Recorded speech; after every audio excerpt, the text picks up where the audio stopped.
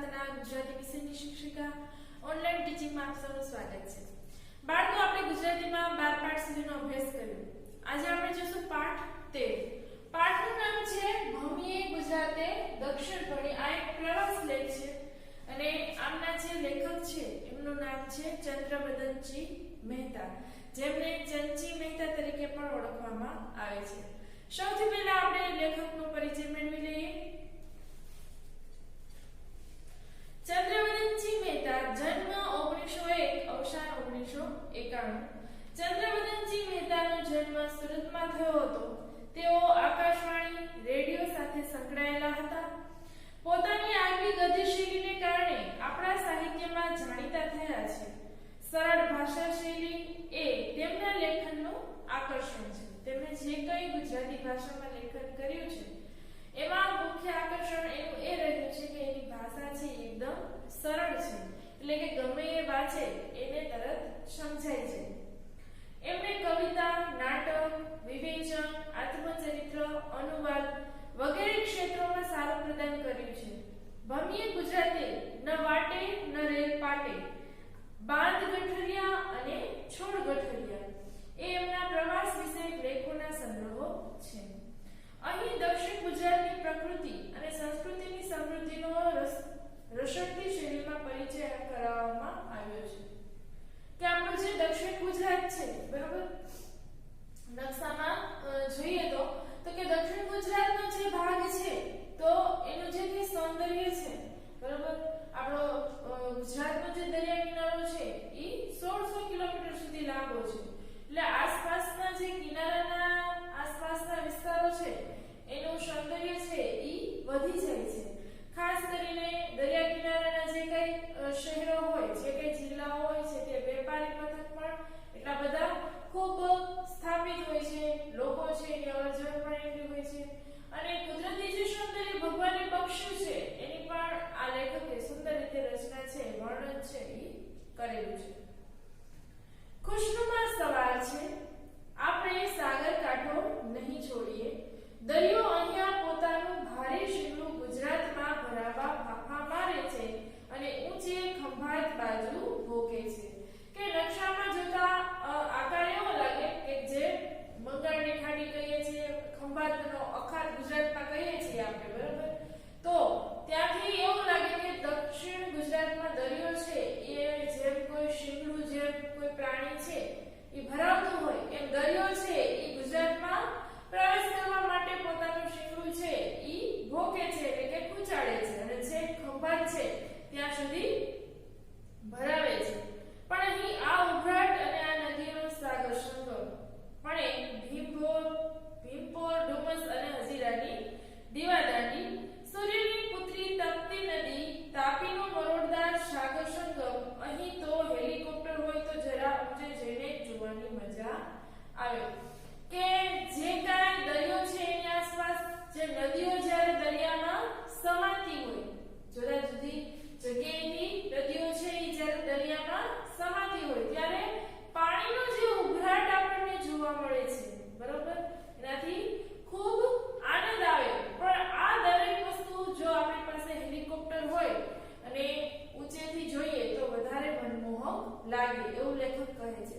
સાથે સાથે ભીમપોર, ડુમસ અને હજીરાની જે દીવાદાંડી છે એની પણ અહીંયા એને વાત કરી છે કે દીવાદાંડીનું કામ શું હોય છે બાળકો, તો કે જે કોઈ વહાણ લઈને અથવા તો કોઈ નાની એવી હોડી લઈને દરિયામાં મુસાફરી કરતા હોય અને રાતનો સમય હોય, અંધારું થઈ ગયું હોય તો એ લોકોને ખબર ના પડે કે કિનારો કેટલો દૂર છે, બરાબર, કઈ બાજુ છે, તો દીવાદાંડી એટલી બધી ઊંચી હોય છે અને ઉપર આગ છે ઈ હોય છે, એના આધારે એને અંધારામાં પણ ખબર પડી જાય કે હવે આજુબાજુમાં ક્યાંક કિનારો છે।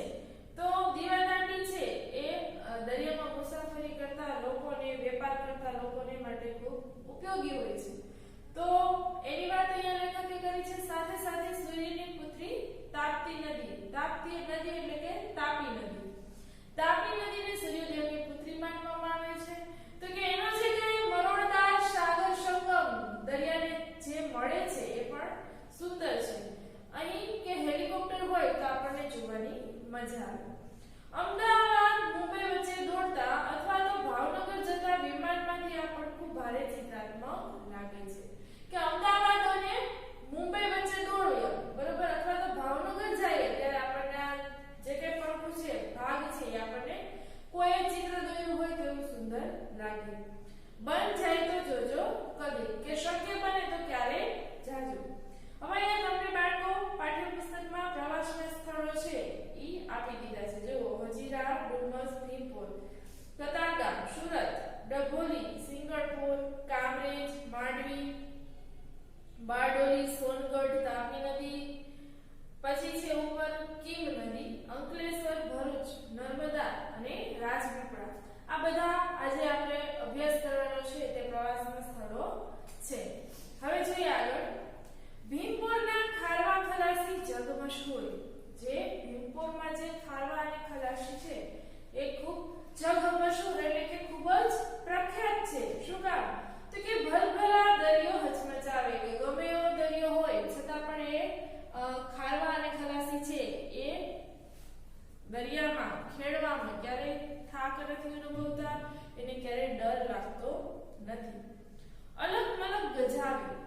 એના જે હુંકાર છે હોડી હંકારતા હોય ત્યારે જે એ લોકો અવાજ કાઢે છે ત્યારે આખો અલગ મલક છે લોકો છે એને ગાજી ઉઠે છે.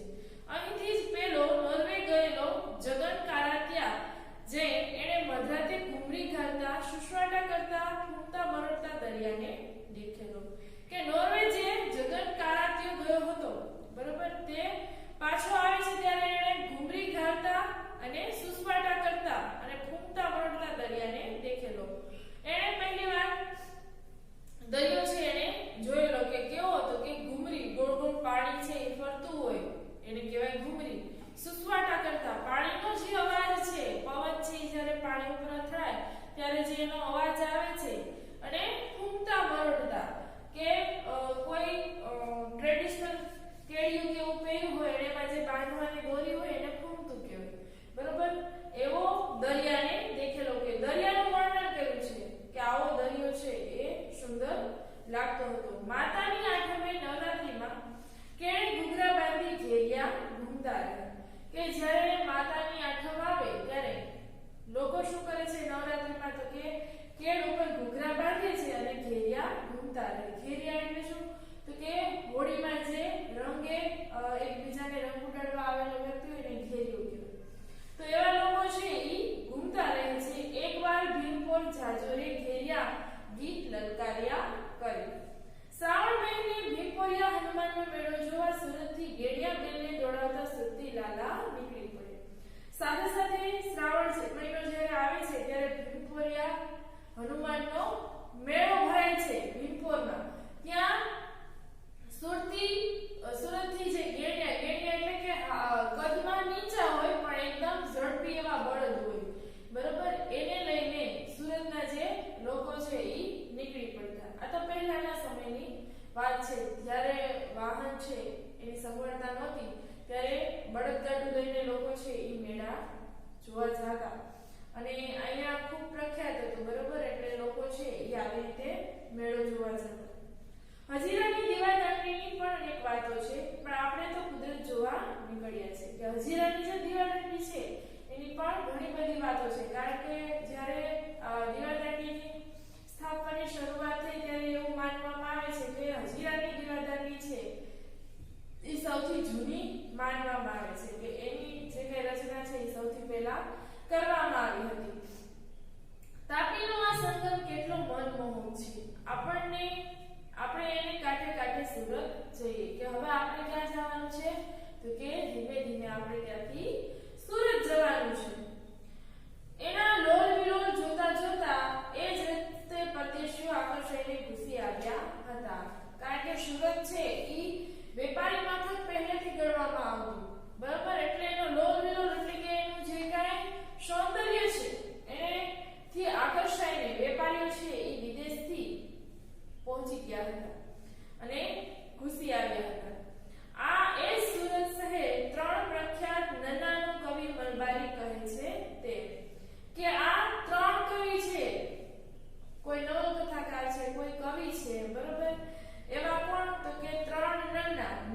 નર્મદ, નવલરામ અને નંદશંકર મહેતા. એ ત્રણેયનો જન્મ છે એ સુરતમાં થયેલો અને ત્રણેય વ્યક્તિઓ છે એ એટલી પ્રખ્યાત છે તો એનું સુરત માનવામાં આવે છે. અને મલબારી કવિ કહે છે કે મોજ શોખને ખાણી પીણી સુખી લાલા સહેલાણી.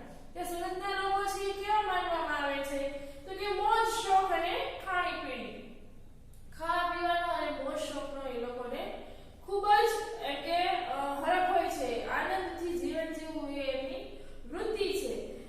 વાડી ગાડી લાડી માતે કીધી જિંદગી ધૂળધાણી. કે વાડી છે, ગાડી છે અને લાડી, લાડી એટલે કન્યા. આ બધામાં તે એટલો ખર્ચો કર્યો કે જિંદગી છે એને ધૂળધાણી કરી નાખી.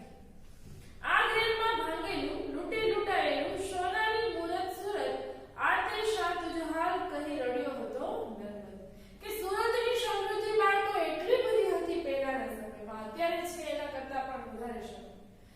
તો એટલી બધી સમૃદ્ધિ હતી કે બધા જ લોકો છે, દેશ વિદેશના લોકો છે એને એના પ્રત્યે આકર્ષણ થાય. બરોબર? તો પછી જે કે આગની ઘટનાઓ બની, પછી રેડ એટલે કે પૂર આવ્યું હતું, એ સિવાય પણ ઘણા બધા વિદેશી આક્રમણો થયા, ઘણા બધા વેપારીઓ આવ્યા, ઘણા બધા દેશના પણ એવા આક્રમણો થયા. બરોબર?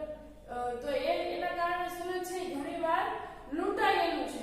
તો એની સમૃદ્ધિ છે એ બધી વેર વિખેર થઈ ગઈ હતી. તો કવિ નર્મદ છે એ રડી પડ્યા હતા કે આ તે શું તુજહાલ. કવિ નર્મદ છે એ ગુજરાતી ભાષાના જે કવિઓ છે, બરોબર, એમાંના મહાન છે અને સાથે સાથે એને સૌથી પહેલા ગુજરાતી ભાષાનો શબ્દકોશ કવિ નર્મદે બનાવેલો. બરોબર? સૌથી નાનો એવો શબ્દકોશ છે જેનું નામ એને નર્મકોશ આપેલું છે. જેમ ભગવત ગોમંડલ નામનો શબ્દકોશ છે, બરોબર, એવી રીતે નર્મકોશ છે. તો એ સુરતના હાલ જોઈને રડી પડ્યા હતા. તે આ સુરત આ જ રસ્તે 1770 ની આસપાસ ફિરંગીઓ આવ્યા, 1608 અને 12 માં અંગ્રેજો આવ્યા, એની પાછળ વલંદાઓ આવ્યા અને બાકી હતું તે 1642 માં ફ્રાંસીઓ, ફ્રાંસ એટલે ફ્રાન્સ. બરોબર? પોતાની કોઠી સુરતમાં સ્થાપી. કોઠી એટલે કે વેપારી મથક. આ લોકો જે આવતા એ પોતાનો વેપાર છે એ ઘણા દિવસો સુધી અહીંયા આવીને વેપાર કરવો હોય તો એને રહેવા માટે જે કઈ સ્થળ જોઈએ, વેપાર કરવા માટે જે કઈ જગ્યા જોઈએ, એના માટે એ લોકો કોઠીની સ્થાપના કરે. એટલે કે આખો દિવસ વેપાર કરે અને સાંજે એનો પરિવાર હોય એની સાથે એ લોકો સમય પસાર કરતા હોય અને આરામથી રહેવા માટે એ લોકો આખું એનું વેપારી મથક છે એ બનાવે. એને કહેવાય કોઠી. હજી એ ઇમારતો જોવા મળે છે. હજી આ દરેક ઇમારતો છે એ સુરતમાં આપણને ભાંગેલી તૂટેલી હાલતમાં પણ જોવા મળે છે. એ માહો માહે લડ્યા, એની ગોળીબારની નિશાનીઓ પણ હજુ દેખાય છે. હવે વેપારી જે કઈ દેશ વિદેશથી આવતા તો અંદરો અંદર એ લોકોને ઝઘડો થવા લાગ્યો.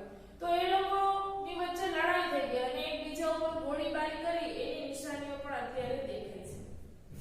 ભારતને કિનારે ઢાપી કાંઠે આવેલી પહેલી નેવલ વોર પરદેશીઓ કરી. કે ભારતને કિનારે અને તાપી નદીના કાંઠે સૌથી પહેલી નેવલ વોર છે એ આ પરદેશીઓએ કરી. કે આપણો દેશ છે એનો કઈ આમાં ભાગ નહોતો. જે વેપારી વિદેશથી પરદેશીઓ આવ્યા એને જ અંદરો અંદર ઝઘડો થયો અને પહેલામાં પહેલી લડાઈ છે એને કરી. હતાશ થઈ ગયા ખરું. રાત આ નિરાશાના અંધકારમાં જ વીંટળાઈને કાઢીશું. હોય એક રાત એમ પણ હોય. તાપી કાંઠે કિલ્લો છે. અકબરે અહીં પડાવ નાખ્યો હતો.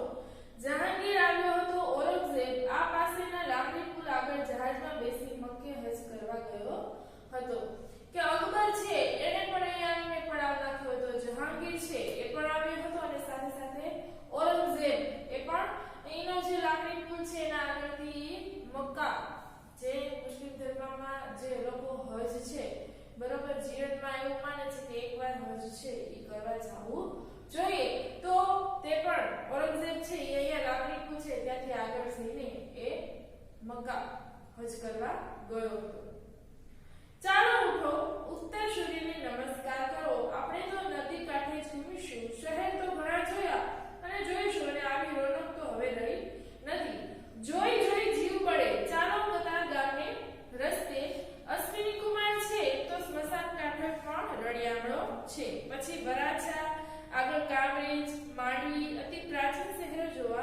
મળે છે કે હવે લેખક શું કહે છે કે ઉઠો જાગો અને હવે આગળ જઈએ, જોઈશું નવી નવી રોનક છે આપણને જોવા મળશે. જોઈ જોઈને જીવ પડે. કતાર ગામને રસ્તે અશ્વિની કુમાર છે, બરોબર. અશ્વિની કુમાર એક સ્મશાન ઘાટ છે, ત્યાં એ સુંદર મજાની લોકોએ બંધાવવામાં આવેલું છે અને એ પણ કેવું છે તો કે એકદમ રળિયામણું છે. પછી શું આવે છે તો કે વરાછા આવે છે, આગળ કામરેજ છે, માંડવી છે. આ બધા એકદમ પ્રાચીન શહેરો, પ્રાચીન એટલે કે જૂના શહેરો છે. ત્યાંથી આગળ જઈશું તો હરિપુરા, બારડોલી, એક હિન્દી કવિ કહે છે તે એ ભારતનું થર્મોપોલી. બારડોલી છે, બરોબર. આપણો બારડોલી છે ત્યાં સૌથી પહેલા સત્યાગ્રહ થયો હતો સરદાર વલ્લભભાઈ પટેલની આગેવાની હેઠળ, કે અંગ્રેજોએ ખેડૂતો ઉપર કર છે એ વધારી દીધો, 22% જેટલો કર છે એ લાદી દીધો. તો એટલું બધું અનાજ છે કે એટલો બધો પાક છે એ વરસાદ સારો નહોતો થયો એટલે થયો નહોતો, પણ અંગ્રેજોએ એટલો બધો કર લાદી દીધો. તો એના વિરોધ કરવા માટે સરદાર વલ્લભભાઈ પટેલે બારડોલી સત્યાગ્રહ શરૂ કર્યો અને છેલ્લે અંગ્રેજ સરકાર હારી ગઈ અને એને જે કઈ કર છે એ ઓછો કરવો પડ્યો. તો અહીંયા બારડોલી છે એને ભારતનું થર્મોપોલી કહેવામાં આવે છે. થર્મોપોલી શું કામ કહેવામાં આવે છે તો કે જ્યારે ગ્રીસ છે, બરોબર, એમાં લડાઈ થઈ હતી ત્યારે એનું જે કઈ મેદાન છે એ મેદાન ખૂબ જ સાંકડું હતું અને એ મેદાનમાં લડાઈ લડવી ખૂબ અઘરી હતી. એટલા માટે ગ્રીસવાસીઓ અને જે ઈરાનીઓ વચ્ચે જે લડાઈ થઈ, બરોબર, એટલે લડાઈમાં જગ્યા ઓછી હોવાથી અને લોકો ઓછા હોવા છતાં કે ગ્રીસવાસીઓ અને ઈરાનવાસીઓ ઉપર ઈરાનીઓએ આક્રમણ કરેલું, ત્યારે લોકશાહીના રક્ષણ માટે ગ્રીકો વતી લિયોનિડાસે ગરમ પાણીના ઝારાવાળા સાંકડા મશહૂર મેદાનમાં ઉગ્ર લડત આપી હતી. કે મેદાન સાંકડું હતું, એની પાસે લોકો પણ ઓછા હતા, છતાં પણ એ લોકોએ ઉગ્ર લડાઈ એટલે જીવ પણ આપી દેવો એમ માતૃભૂમિ માટે, તો એવી લડાઈ છે એ આપી હતી. એટલા માટે બારડોલીને ભારતનું થર્મોપોલી પણ કહેવામાં આવે છે. બસ અમે જાણતા જ હતા કે સુરત રેલ પાટા ઉપર આવ્યું છે, તો શા માટે આટલું એ શહેર માટે લખ્યું. કે અમે જાણીએ છીએ કે સુરત છે એ રેલ પાટા એટલે કે કિનારે આવેલું છે, તો શા માટે લખ્યું? ભાઈ લખ્યું, લખાઈ ગયું. એક ભાંગેલા તૂટેલા ગામ માટે લખ્યું. એમાં આવડો બળાપો શા માટે? અહીં નદીમાં 1612 અને 1616 ની અંદર પહેલી દરિયાઈ લડાઈ થઈ હતી. કે સૌથી પહેલી દરિયાઈ લડાઈ જો થઈ હતી તો એ પણ 1612 અને 1616 માં થઈ હતી. એમાં પરદેશીઓ જ લડી હતા. આપણે બાણે પારકી લડાઈ, કે બારનું આપણું, સ્થળ આપણું, જમીન આપણી, પણ લડાઈ કોની તો કે વિદેશીઓની. ડચ, અંગ્રેજ, ફરાસિયા, વલંદના બધા જ લડ્યા હતા અને અંગ્રેજોએ ખૂટો બેસાડ્યો હતો. હવે આ બધા લોકો છે જે વિદેશના, બરોબર, તો એ લોકોને અહીંયા વેપાર કરવો હતો, તો એ એકબીજા સાથે અંદરોઅંદર લડી પડ્યા હતા. તો એ એવું ઈચ્છતા હતા કે જે જીતે એ અહીંયા ભારતમાં આવીને વેપાર કરે. તો વિચાર કરો બાળકો કે આપણો દેશ છે એ કેટલો સમૃદ્ધ હશે. ભારતને સોનાની ચીડિયા એટલે કે સોનાની ચકલી ગણવામાં આવતું અને આપણી દરેક પરિવાર પાસે એટલું સોનું, એટલું અનાજ અને દરેક વસ્તુનું એટલું બધું ઉત્પાદન હતું. એટલા માટે અંગ્રેજો છે, ડચ લોકો છે, ફ્રાન્સના લોકો છે, બધાને આવીને વેપાર કરવા ઈચ્છતા હતા. અને અંગ્રેજો છે એ છેલ્લે જીતી ગયા અને એને ભારતમાં જે કઈ એનું રાજ્ય છે એ સ્થાપિત કર્યું. ઉત્તરે વેડ ડભોલી અને સંગણપોર જતા આવતા થાય બપોર એમ કહે છે, પણ આપણે ડભોલીનો ભૂતિયો ટેકરો જ ચડીશું. હાલે અહીં પણ કુરુક્ષેત્રનું મેદાન. શું માનું? પાંડવોની ગુફા, ભીમની ગદા, કુરુક્ષેત્રનું મેદાન, એ નામો તો ડગલે ને પગલે એકાદ કઈ જૂનું ખંડેર આવ્યું તો સાંભળવા મળવાના. કહેવાય છે કે જ્યારે પાંડવો છે એને વનવાસ આપવામાં આવ્યો હતો ત્યારે સમગ્ર ભારત ઉપર ફર્યા હતા. ફરતા ફરતા તેઓ ગુજરાતમાં પણ આવ્યા હતા. તો જે જગ્યાએ લોકો રોકાણા હોય ત્યાં એ પોતાની યાદી અથવા તો પોતાની જે કોઈ નિશાની છે એ છોડીને જતા હતા. તો એ નિશાનીઓ અત્યારે આપણને જોવા મળે છે. જૂના જૂના ખંડેર છે જોવા મળે છે. લોકો પાસેથી અવનવી વાતો સાંભળવા મળે છે.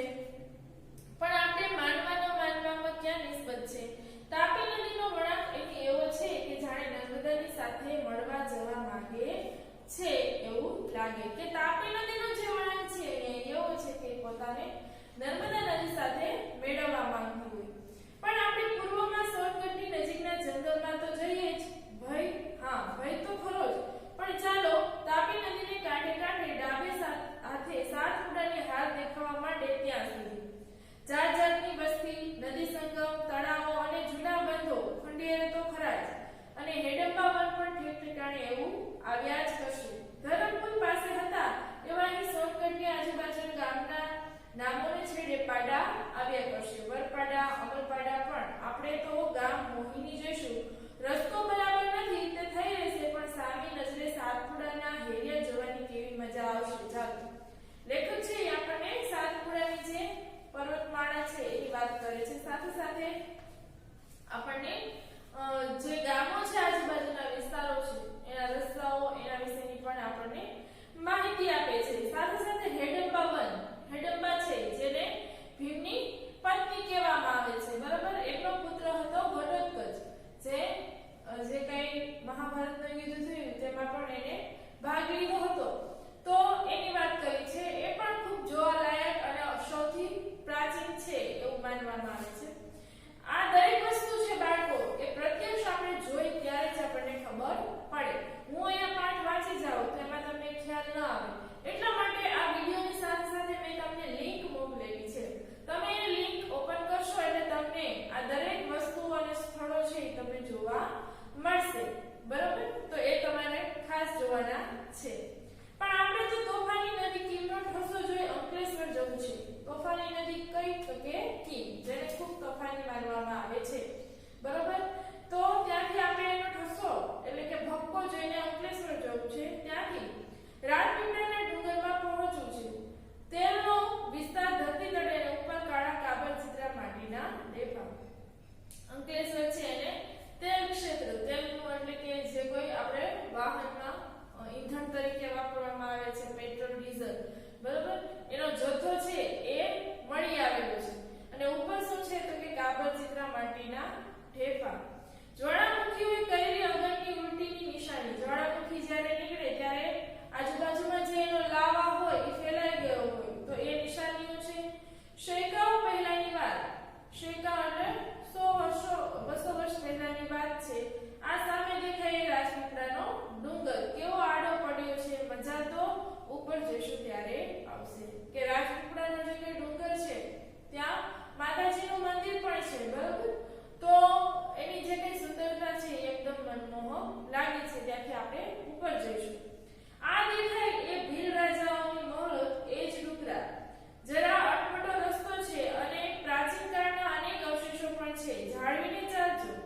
આ બાંધ્યો દરવાજો તો ઘણો જૂનો, કોણે બાંધ્યો છે કોણ જાણે, પણ આ ડુંગર ઉપર જરૂર કોઈ સંસ્કૃતિ સામ્રાજ્ય ઉભી આથમી ગયું હોય. હવે અહીં હવા ખાવાનું નવું સ્થળ બનશે એવી વાતો સંભળાય છે. કે આ રાજપીપળાનો ડુંગર છે એની ઉપર આપણને ઘણા બધા સંસ્કૃતિ અને કોઈ સામ્રાજ્ય બની ગયું હોય એવા અવશેષો છે, નિશાનીઓ છે એ આપણને જોવા મળે છે. અને એવું કહેવાય છે કે હવે ફરવા માટેનું સ્થળ છે એ સારું એવું બનશે. આપણે જરા ઊંચે ચડીએ. રસ્તો બરાબર નથી. સવારે પૂર્વમાંથી તેજનો જગારો ઉપર આવતો દેખાશે. હવે તો દૂરની જેમ સમીપથી પણ ડુંગર રળિયામણો લાગે છે. કે ડુંગર છે એટલો બધો સુંદર છે કે દૂરથી પણ સારો લાગે અને નજીકથી પણ.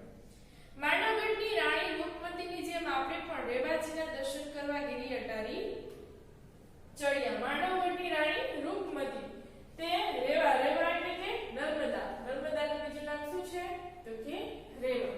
એના દર્શન કરવા માટે ગિરી અટારીએ ચડતા હતા. વિંધ્યવન કુંડી સાતપુડાની હારમાળાને અડકી રાખી નર્મદા મૈયા ગુજરાતને પધારતા કેવા જાજલ્યમાન બને છે. કે વિંધ્યાચલ પર્વતની જે કઈ પર્વતમાળા છે, બરોબર, એને કુંદીને વિંધ્યવન કુંદીને સાતપુડાની જે હારમાળા છે એને અડકી એટલે એનાથી જુદા થઈને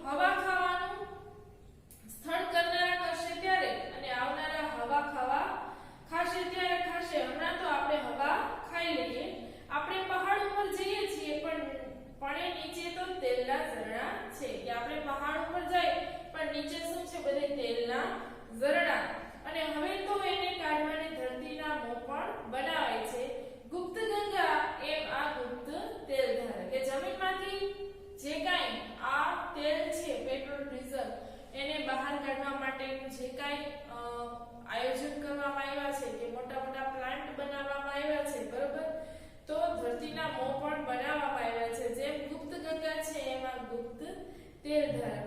ફિલસૂફો કહે છે કે મન છે એ તેલધારા પર રાખવું, કે આપણું મન છે એ કેવું હોવું જોઈએ કે તેલની ધારાની જેમ. જેમ તેલ આપણે રેડીએ કોઈ વાસણમાં તો એની ધાર છે એકદમ સીધી થતી હોય, તો આપણું મન છે બાળકો એ કોઈ પણ પરિસ્થિતિ હોય, સારી હોય કે પરિસ્થિતિ ખરાબ હોય, મનને ક્યારેય વિચલિત થવા દેવું જોઈએ નહીં. મન છે એ એકદમ તેલની ધારાની જેમ સ્થિર હોવું જોઈએ. હવે આ પાઠ અહીંયા પૂર્ણ થાય છે. મેં આની સાથે તમને લિંક મોકલેલી છે જેનાથી તમને દરેક વસ્તુ છે એના વિડિયો જોવા મળશે. તો એ દરેક લિંક છે એ ઓપન કરીને વ્યવસ્થિત જોજો, મજા આવશે. બરોબર, સ્ટે હોમ, સ્ટે સેફ. જય મા મહાદેવ.